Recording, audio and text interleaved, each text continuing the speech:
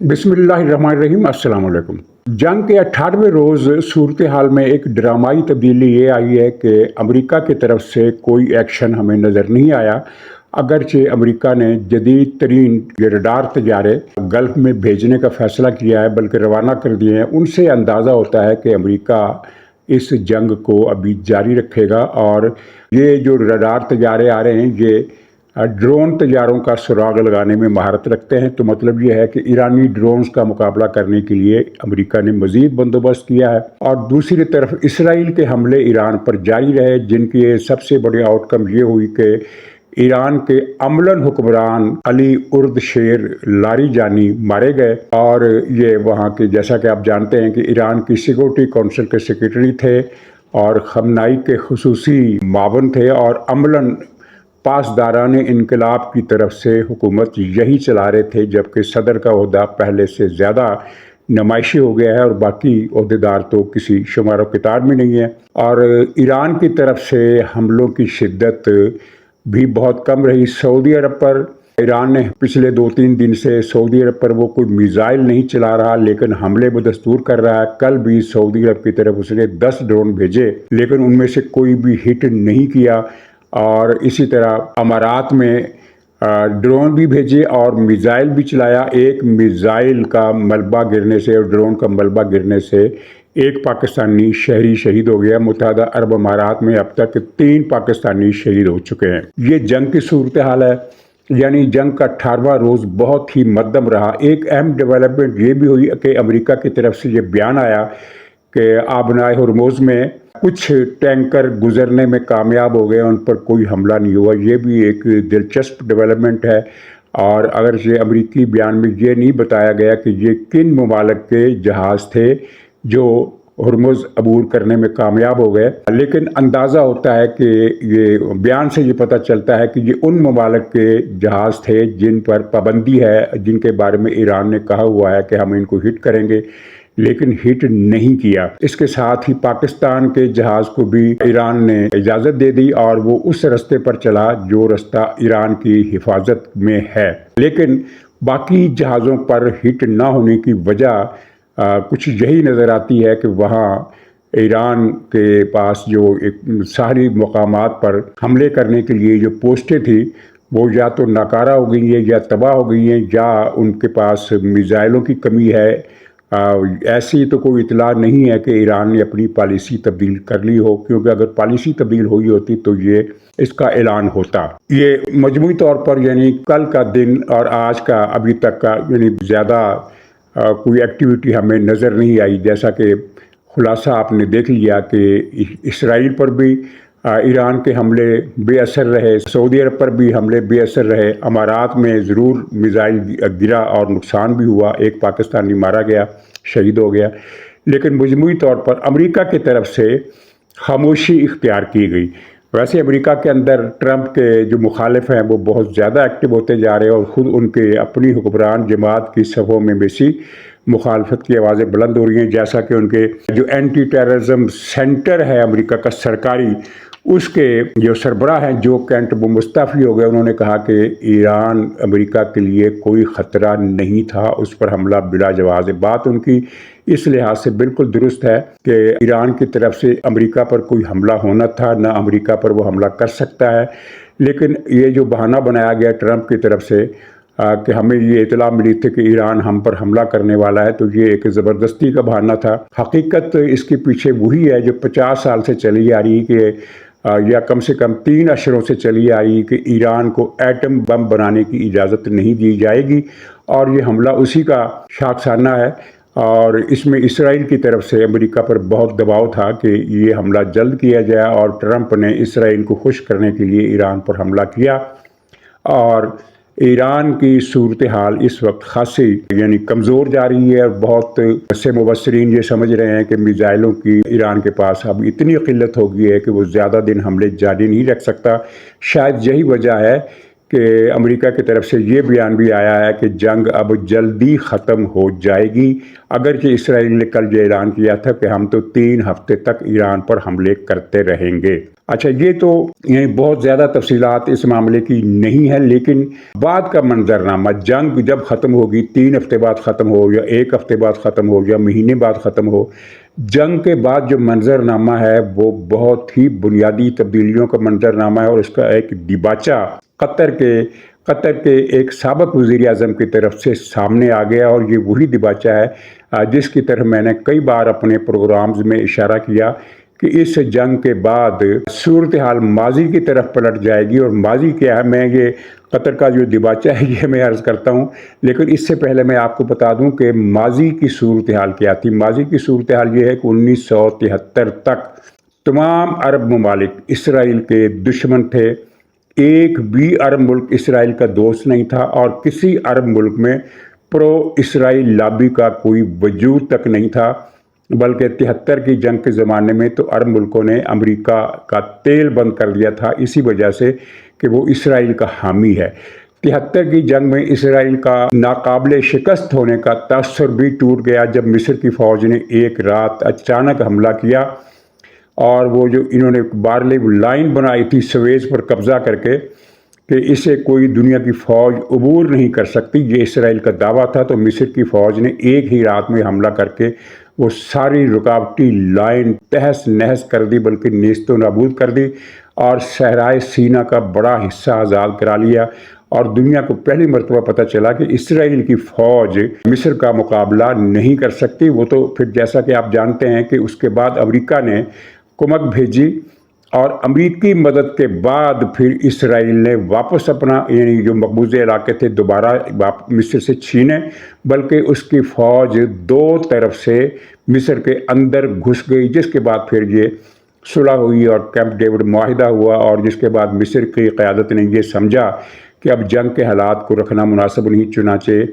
اسرائیل کے ساتھ ایک امن سمجھوتا ہو گیا، جس کی اسرائیل نے نہ صرف یہ ایک خلاف ورزی کی بلکہ اسے پاؤں تلے مسل ڈالا، اور یہ اس کے بعد بھی اسرائیل سے عرب ملکوں میں نفرت جاری رہی، یہاں تک کہ 1979 میں 79 میں ایران کے اندر ایک انقلاب آیا، شاہ کی حکومت ختم کر دی گئی اور اس کی جگہ خمینی صاحب حکومت میں آ گئے، اور اس انقلاب کا پس منظر یہ تھا کہ شاہ ایران اچھے دنوں میں بھی ایران کے اندر کوئی بہت زیادہ مقبول نہیں رہا، لیکن 1971-72 کے بعد اس کی مقبولیت گرنا شروع ہوئی، اور 3 قسم کے طبقات عوامی وہ شہنشاہ ایران کے خلاف ہو گئے۔ ان میں سے ایک طبقہ تو وہ تھا جو کمیونسٹ تھا، سوویت یونین کے زیر اثر تھا، وہ شاہ ایران کے مظالم ایرانیوں پر جاری تھے، لیکن اگر شاہ ایران مظالم نہ کرتا، ایک اچھا حکمران ہوتا، تو کمیونسٹوں نے تب بھی اس کے خلاف ہونا تھا، کیونکہ روس کی کوشش تھی کہ ایران کے اندر ایک کمیونسٹ حکومت بنا کے اس علاقے کو اپنے کنٹرول میں لے لیا جائے۔ تو انہوں نے تو شاہ ایران کی مخالفت کرنی تھی، چاہے شاہ ایران اچھی حکمرانی کرتا چاہے بری حکمرانی کرتا۔ دوسرا طبقہ تھا علماء کا، جن کو شاہ ایران نے دبا کر رکھا ہوا تھا، اور اس طبقے کی رہنمائی کر رہے تھے آیت اللہ شریعت مدار۔ اور تیسرا طبقہ تھا عام آدمی کا، جو نہ تو کوئی اتنا زیادہ مذہبی تھا اور نہ ہی وہ کمیونزم یا سوشلزم کے نعروں سے متاثر تھا، وہ شاہ ایران کے مظالم کے خلاف تھا۔ تو ان 3 طبقوں نے مل کر تحریک چلائی، سب سے آگے کمیونسٹ تھے، اور یہ کمیونسٹ وہی ہیں جو اب مجاہدین خلق کے نام سے کبھی کبھی کوئی ایکٹیویٹی کر دیتے ہیں، اور ان کے دفاتر امریکہ میں قائم ہیں۔ اور یہ ایک عجیب لطیفہ ہے کہ کمیونسٹوں کا جو بیس کیمپ ہے اس وقت ایران کے خلاف وہ امریکہ میں ہے، کیونکہ اب کمیونسٹ ملک تو کوئی باقی نہیں رہا۔ تو پھر جب یہ تحریک کامیابی کی طرف گامزن تھی، تو اچانک شریعت مدار کو پس منظر میں دھکیل کر خمینی صاحب پیرس سے تہران ایک جہاز پر بیٹھ کر آ گئے۔ یہ جہاز فرانسیسی حکومت کی حفاظت پہ تھا، فرانس نے پورا پروٹوکول دیا، اور پھر یہ بات بہت بعد میں کھلی کہ خمینی صاحب کو امریکہ ہی لایا تھا تاکہ وہ ایک اس ایجنڈے پر عمل کیا جا سکے جو خطرے میں پڑ گیا تھا۔ خطرے میں کیا پڑ گیا تھا؟ شاہ ایران کو امریکہ نے یہ ڈیوٹی دی تھی کہ آپ نے عرب ملکوں کو بلی کرنا ہے، ان کو ڈرا کر رکھنا ہے، ان کو دبا کر رکھنا ہے۔ چنانچہ اس زمانے میں شاہ ایران کو مڈل ایسٹ کا چوکی دار بھی کہا جاتا تھا، لیکن وہ شاہ ایران ایک حد سے زیادہ آگے جانے کے لیے تیار نہیں تھا، وہ عرب ملکوں پر اپنا روب تو رکھنا چاہتا تھا لیکن عرب ملکوں کے خلاف کوئی عملی ایکشن نہیں کرنا چاہتا تھا، جبکہ امریکہ کا یہ مطالبہ تھا، خواہش تھی، ایجنڈا تھا کہ ایران عربوں کو مارے۔ شاہ ایران نے انکار کیا تو پھر اس کے بعد یہ خمینی صاحب آ گئے اور خمینی صاحب نے وہ کام کیا جو امریکہ چاہتا تھا، اور انہوں نے خمینی صاحب نے آتے ہی پہلے تو سعودی عرب اور پاکستان کو نشانہ بنایا، پھر دوسرے عرب ملکوں میں ہنگامے وغیرہ شروع کر دیے۔ پھر اس دوران عراق ایران کی جنگ ہوئی جو امریکہ نے کرائی ایک خاص مقصد کے تحت، اس پر ہم کسی اور پروگرام میں بات کر لیں گے۔ لیکن پھر آہستہ آہستہ سعودی عرب پر خاص طور پر حملے ایران کے بہت تیز ہو گئے اور عرب ملکوں میں ایک خوف اور دہشت کی فضا پیدا ہو گئی، اور عرب ملکوں کو نظر آنے لگا کیونکہ عرب ملکوں نے اپنی فوجی قوت خاص طور پر سعودی عرب، کویت، امارات، بحرین اور شمالی افریقہ کے ملک، انہوں نے اپنی فوجی قوت پر کوئی توجہ دی ہی نہیں تھی۔ مصر کی فوج تھی، واحد ایک ملک مصر تھا جس کے پاس ایک اچھی مؤثر اور گنتی کے لحاظ سے بڑی فوج تھی، باقی سارے عرب ملک تحت دامن تھے، اور مصر کا ہو گیا تھا امریکہ سے سمجھوتا، دوستی ہو گئی تھی، یعنی سوویت بلاک سے یہ پلٹ کر امریکہ کی طرف چلا گیا تھا۔ پھر بعد میں تو افغانستان پر حملہ ہوا تو سوویت یونین کا قصہ بھی پاک ہو گیا۔ ایران کا خطرہ عرب ملکوں کے نزدیک بہت بڑھ گیا، اور امریکہ یہی چاہتا تھا کہ ایران عربوں کو اتنا مارے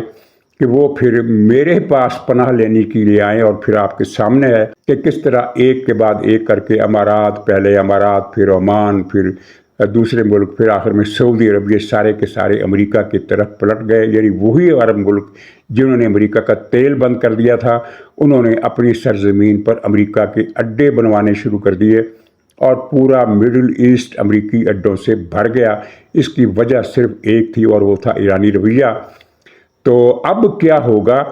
میں نے کئی پروگراموں میں یہ عرض کیا تھا، اپنی یہ رائے دی تھی کہ جب ایران کا یہ جنگ ختم ہو جائے گی تو ظاہر ہے ایران پہلے جیسا نہیں رہے گا کسی بھی صورت۔ اب یہ ممکن نہیں ہے کہ ایران پہلے جیسا رہے، کوئی ایکسٹریم نتیجہ شاید نہ نکلے۔ ایکسٹریم نتیجے سے مراد یہ ہے کہ ایران ڈس انٹیگریٹ ہو جائے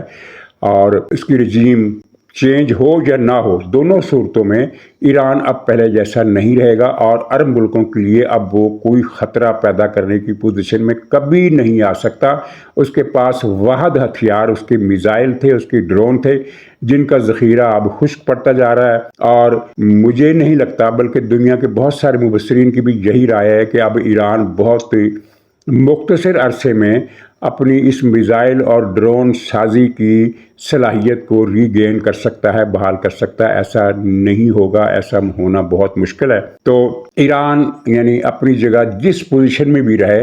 عرب ملکوں کو ایران کی طرف سے تھریٹ اس جنگ کے خاتمے کے بعد وہ اپنی شکل بدل لے گا، وہ چیز نہیں رہے گی۔ تو اب حمد بن جاسم نے جو خط لکھا ہے یہ آنے والے دور کی تمہید ہے۔ اس خط لمبا چوڑا خط ہے لیکن یہ تمام عرب حکمرانوں کو لکھا گیا، اور اس میں جو بنیادی لائن ہے وہ ایک ہی ہے، وہ یہ ہے کہ سعودی عرب کی قیادت میں ایک عرب اتحاد بنایا جائے، ایک یعنی جس کے بارے میں کچھ لوگوں نے کہا ہے کہ یہ عرب نیٹو کی طرف اشارہ ہے، عرب اتحاد بنایا جائے جس میں اتحاد سے باہر رہتے ہوئے یعنی اس میں شمولیت کیے بغیر پاکستان اور ترکی پوری معاونت کریں۔ اور یہ اتحاد کس کے خلاف ہو؟ یہ اتحاد ہو ایران اور اسرائیل دونوں کے خلاف ہو۔ اب یہ بات بہت ہی معنی خیز ہے۔ جاسم سابق وزیر اعظم ہے، لہٰذا ہم یہ نہیں کہہ سکتے کہ یہ کسی ملک کی سرکاری تجویز ہے، لیکن جاسم صاحب سے یہ خط لکھوایا گیا ہے، اور اس کے لیے تیاریاں اور کوششیں عرب ملکوں میں پہلے سے جاری ہیں۔ اس سے پہلے پاکستان اور سعودی عرب کا دفاعی سمجھوتا ہو چکا ہے، ترکی اور سعودی عرب میں دفاعی قربت بہت بڑی ہے، اور اب دوسرے ملک بھی اس اتحاد میں اگر شامل ہو گئے۔ اس دوران آپ نے دیکھا کہ اب امارات کے اندر بھی یہ سوچ پیدا ہو گئی ہے کہ اسرائیل کا حاشیہ بردار بن کر ہمیں کوئی فائدہ نہیں ہوا۔ امریکہ نے تو سارے جو ہتھیار تھے، جو ساری صلاحیتیں تھیں اسرائیل کو بچانے کے لیے صرف کی، ہمارے ڈیفنس کے لیے تو نہ امریکہ نے کچھ کیا نہ اسرائیل نے کچھ کیا۔ اب امارات کا جو سربراہ ہے وہ بھی عوامی ناپسندیدگی کا مرکز بن گیا ہے، تو امارات بھی جلد یا بدیر اس عرب اتحاد میں شامل ہو جائے گا، اور اس میں دو حصے ہیں، ایک یہ کہ یہ اتحاد ایران کے خلاف ہوگا اور دوسرا یہ کہ اسرائیل کے خلاف ہوگا۔ اچھا، ایران کے خلاف ہونے والی بات تو ہوگی محض اصولی، کہ یعنی ایران کی طرف سے مستقبل میں اگر کبھی کوئی تھریٹ آتا ہے تو اس صورت میں اس کا مقابلہ کرنے کے لیے اس اتحاد کے پاس کوئی پلاننگ، کوئی اسٹریٹجی موجود ہونی چاہیے۔ عملاً یہ شک جو ہے، یہ جو حصہ ہے تجویز کا، یہ عملاً غیر مؤثر ہے۔ بنیادی طور پر یہ اتحاد بنے گا اسرائیل کے خلاف۔ گویا جو کھیت امریکہ نے جہاں بویا تھا وہ کھیت اب مرجھا رہا ہے، اس کی فصل سوکھ رہی ہے، اور 1973 بلکہ صحیح معنوں میں دیکھا جائے تو 1967 کی سوچ اب عرب ملکوں میں واپس آتی ہوئی نظر آ رہی ہے، اور ایک کامن سینس کا نتیجہ ریاضی کے اصول کے تحت کہ 2 + 2 = 4 والا جو نتیجہ ہے وہ یہ ہے کہ جب یہ ایران کا مسئلہ نمٹ جائے گا تو اسرائیل مضبوط ہونے کے بجائے عرب ملکوں کے نرغے میں ہوگا، جس طرح وہ 67 یا 73 کی جنگ کے موقع پر عربوں کے نرغے میں تھا، اسی طرح کی فضا بنتی ہوئی نظر آ رہی ہے۔ اور کہاں کا ابراہم اکارڈ اور کہاں کا وہ اب غزہ پیس بورڈ، یہ ساری پخت و پس تھی امریکہ کی، اب وہ ہمیں دریا برد ہوتی ہوئی، غارت ہوتی ہوئی، غتر بود ہوتی ہوئی نظر آ رہی ہے۔ تو اب 2 مہینے، 1 مہینہ، 15 دن یہ نہیں کہہ سکتے کہ یہ امریکہ، اسرائیل، ایران اور یہ ان کا جو آپس کی جنگ ہے یہ کب تک جاری رہے گی، لیکن یہ جو نیا سٹیج بن رہا ہے، یعنی پری 67 کی جو سچویشن ہے وہ جو بحال ہوتی ہوئی نظر آ رہی ہے، تو اس کا ایک فیکٹر تو ہمارے سامنے ہے، اور دوسرا فیکٹر یہ ہے کہ اب فیوچر میں کبھی امریکہ اسرائیل کی اس طرح سے مدد نہیں کر سکے گا، کیونکہ مسئلہ صرف رائے عامہ کا نہیں ہے، مسئلہ امریکی اسٹیبلشمنٹ کا ہے۔ امریکی اسٹیبلشمنٹ میں اسرائیل کی مدد کے حوالے سے صرف ریزنٹمنٹ ہی نہیں ہے بلکہ ریزسٹنس بھی ہے، مزاحمت ہے، شدید مزاحمت ہے۔ اب ٹرمپ اگلے سال اگلے الیکشن میں کون صدر بنتا ہے امریکہ کا، اس سے قطع نظر اب جو بھی امریکہ کا صدر بنے گا وہ اسرائیل کی پہلے جیسی مدد نہیں کر سکے گا، سوائے یہ کہ اسرائیل کا وجود ہی خطرے میں پڑ جائے تبھی امریکہ مداخلت کرے گا۔ اسرائیل کو تگڑا کرنے کے لیے اب امریکہ کی طرف سے مداخلت ہونا ممکن نظر نہیں آتا، اور ایک لوٹ پیچھے کی طرف ایک گردش ایام تو والا معاملہ ہو گیا ہے۔ ایران کا پاکستان کے اندر میں نے ایسے تجزیہ نگار سنے ہیں جن میں مشاہد حسین جیسے لوگ بھی ہیں، وہ یہ بتاتے ہیں کہ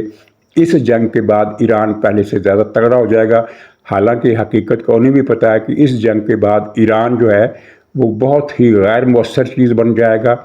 اور اصل میں جو تباہی آئے گی، جو فنڈامنٹل چینج آئے گا وہ یہ ہوگا کہ اب اسرائیل کو اپنی حفاظت خود کرنا پڑے گی۔ زیادہ تر انحصار یورپ پر تھا ماضی میں، وہ تو سرے سے ہی ختم ہو گیا۔ یورپ پر انحصار ماضی کا قصہ ہے، اس کے بعد اس کی جگہ امریکہ نے لے لی، لیکن اب تک ہم نے دیکھا کہ یورپ بھی امریکہ کے ساتھ اسرائیل کا پشت بنا تھا، اب یورپ نہیں رہا۔ یورپ اب کبھی اسرائیل کی پشت پناہی نہیں کرتا۔ میں ایک پوائنٹ میں بات کرنا چاہتا ہوں کہ ہمارے ہاں یہ بھی کہا جاتا ہے کہ گریٹر اسرائیل بنے گا، اور یہ باتیں صرف اس لیے کی جاتی ہیں پیسہ کمانے کے لیے، ویورشپ کے لیے۔ ایسی سرخی آپ جمائیں گے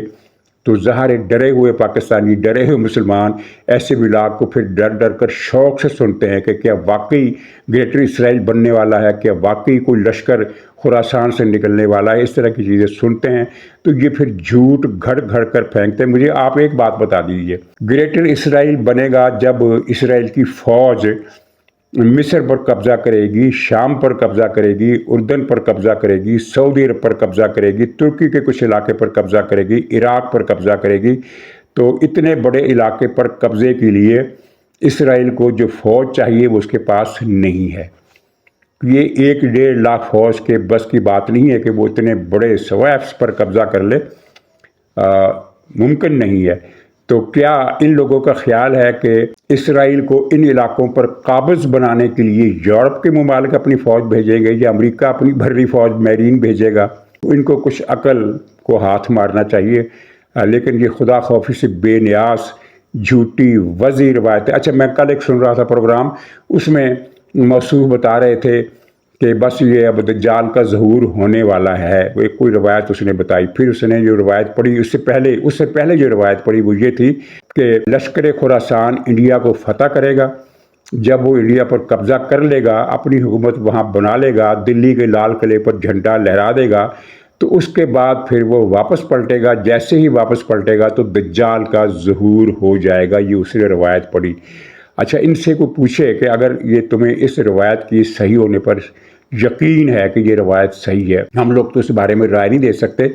محققین جو ہے وہ کہتے ہیں کہ اس طرح کی ساری روایات گھڑی ہوئی ہیں، موضوع روایات ہیں، یہ حضور صلی اللہ علیہ وسلم کے تقریباً ان کے وصال کے تقریباً 100 سال بعد یہ گھڑی گئی اور گھڑنے والے جو بھی تھے، لیکن ہم اس پر بحث ہی نہیں کرتے، یہ روایت صحیح ہوگی۔ اگر یہ صحیح روایت ہے تو اس کا مطلب یہ ہے کہ دجال تب آئے گا جب ہندوستان پورا فتح ہو چکا ہوگا، ان کے مطابق، ان کے روایت کے مطابق، لفظ بلفظ میں بات کر رہا ہوں کہ جب ہندوستان پورا فتح ہو چکا ہوگا تب دجال آئے گا۔ لیکن یہ اسی پروگرام میں موصوف فرما رہے تھے کہ دجال کا ظہور بس ہونے والا ہے، انڈیا فتح نہیں ہوا لیکن دجال اگلے مہینے آ جائے گا، یہ کہہ رہے تھے۔ اچھا، اب آپ کو میں ایک دو دلچسپ خبریں اور بھی بتا دوں، وہ یہ ہے کہ جنگ کے بعد آبنائے ہرمز کی شکل بھی یہ نہیں رہے گی، چاہے وہاں خطرہ ٹل جائے گا، وہ بالکل پرامن ہو جائے گی، محفوظ ہو جائے گی، لیکن فیوچر کا جو سوچا جا رہا ہے عرب ملکوں میں وہ بڑا دلچسپ مسئلہ ہے۔ اس میں کیا ہو رہا ہے، ایک ضمنی تجویز خیر آپ نے اخبارات میں بھی شاید دیکھی ہوگی، وہ چھپ چکی ہے کہ یہ جو امارات کا شمالی کونا ہے، ایک وہ شمالی کونا امارات کے پاس نہیں ہے، وہ سلطنت عمان کا حصہ ہے، اس حصے میں سے ایک نہر نکالی جائے گی تاکہ یعنی اگر ایران کوئی حملے کرتا ہے تو ان سے بچا جا سکے، لیکن یہ بالکل ایک فضول قسم کی تجویز ہے، اس لیے کہ وہ تو 10-15 میل کا فرق پڑے گا، اور ہرمز کے کناروں پر اگر میزائل راکٹ لگے ہوں تو وہ اس نہر کو بھی نشانہ بنا سکتے ہیں۔ اصل تجویز اس سے آگے کی ہے،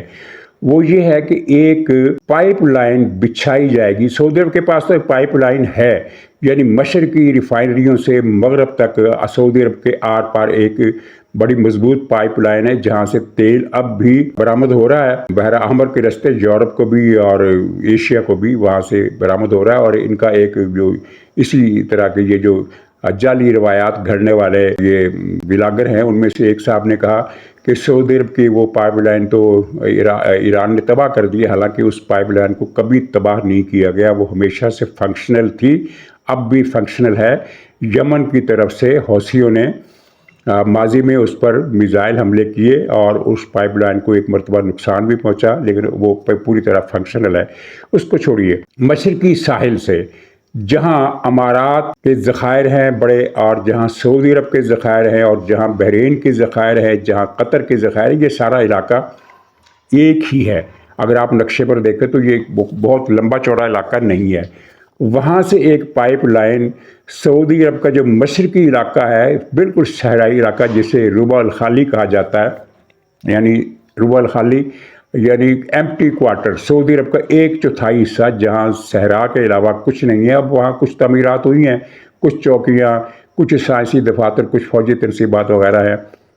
تو وہاں سے ایک پائپ لائن نکال کر عمان پہنچائی جائے اور عمان سے آگے پھر وہ سمندر کے ساحل پر اس کا ٹرمینل ہو، تاکہ ہرمز میں ہونے والے آئندہ کسی بھی موقع پر کوئی بحران پیدا ہو تو تیل کی سپلائی جاری رہے۔ اس پائپ لائن کو یہ کون سے ممالک استعمال کریں گے؟ سعودی عرب، امارات،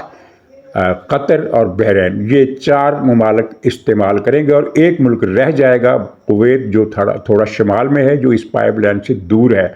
وہاں سے ایک الگ پائپ لائن بھی نکالی جا سکتی ہے، لیکن فی الحال یہ تجویز ان 4 ممالک کا تیل ہے۔ سعودی عرب کو اس کی بہت زیادہ ضرورت تو نہیں ہے، لیکن ضرورت ہے۔ بہت زیادہ ضرورت اس لیے نہیں ہے کہ اس کے پاس متبادل راستہ موجود ہے، لیکن ضرورت ہے اس لیے کہ مشرقی یعنی ممالک کو، مطلب کہ ایشیائی ممالک کو یہ راستہ نزدیک پڑے گا بجائے بحیرہ کلزم کے راستے سے، تو یہ راستہ قریب پڑے گا، اس لیے سعودی عرب کو بھی بہت ضرورت ہے۔ اتنی ضرورت نہیں جتنی ان ملکوں کا ہے، کیونکہ ان ملکوں کو تو 100% انحصار اس پائپ لائن پر ہونے والا ہے۔ تو اس پائپ لائن کے ذریعے یہ 4 ملک آبنائے ہرمز میں امن ہو یا جنگ ہو، دونوں صورتوں میں وہ اس راستے سے بے نیاز ہو جائیں گے۔ یہ ایک بہت بڑی تجویز ہے، اس پر دیکھیے कब अमल होता है और कब तक अमल होता है, और अगर जब अमल होगा तो फिर आबनाए हुर्मुज़ को इस्तेमाल करने वाले सिर्फ 3 मुल्क रह जाएंगे, एक ईरान और एक इराक और एक कुवैत। बाकी जो चारों मुल्क हैं जिनका तेल की ज़खायर ज़्यादा हैं वो ओमान के रास्ते, यानी जिसको बहर अरब कहा जाता है, सीधा बहर अरब, यानी पाइपलाइनों से तेल जाएगा टर्मिनल पर और वहाँ फिर सीधा बहर अरब के सीने पर जहाज़ चलेंगे। वो पाकिस्तान आएँ, वो इंडिया जाएँ, वो फार ईस्ट जाएँ, चीन जाएँ, इंडोनेशिया जाएँ, जहाँ भी जाए वहाँ से ये सिलसिला जारी रहेगा। तो नाज़रीन, ये है अब तक की सूरत हाल। तो इजाज़त दीजिए, इंशाअल्लाह अगले व्लॉग में फिर मुलाकात होगी।